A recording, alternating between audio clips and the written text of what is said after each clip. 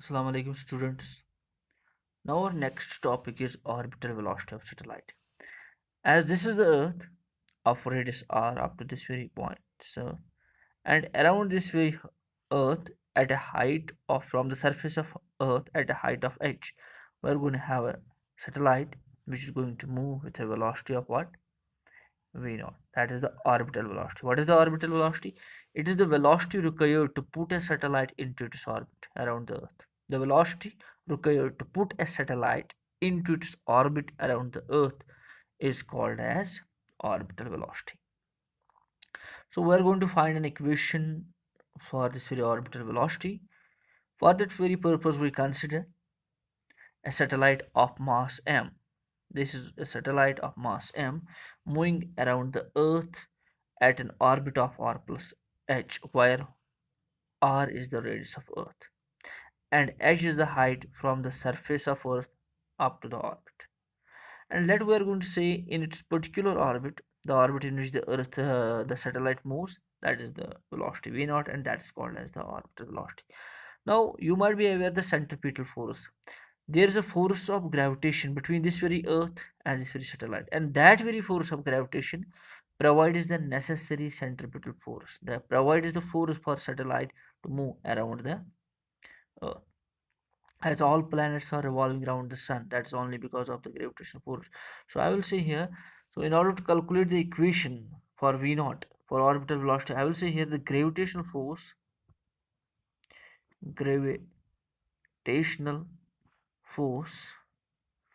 equals to what? Centripetal force.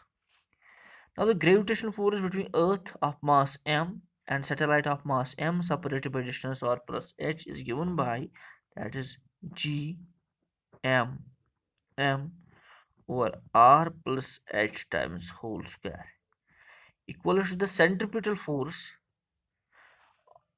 is equal to the m, the mass of the body which is revolving around the Earth. It is velocity, that is v naught square, over it is radius, that is r plus h. Now 1 r plus h is going to leave what resides there, which implies it is simply 1 m is going to leave with this, so 1 is going to leave with this whole, and it is simply g m by r plus h equals to what? That is equal to v naught square, or simply v naught comes out to be under root of g m over r plus h. This is the equation for orbital velocity.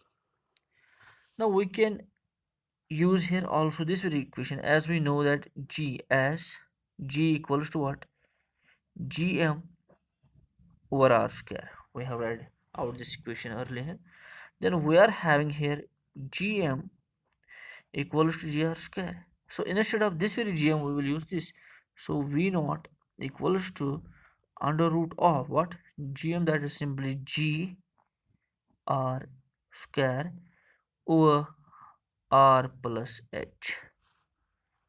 Now I will say one thing: if the satellite is very much close to Earth, if satellite is very much close to Earth, as yeah, if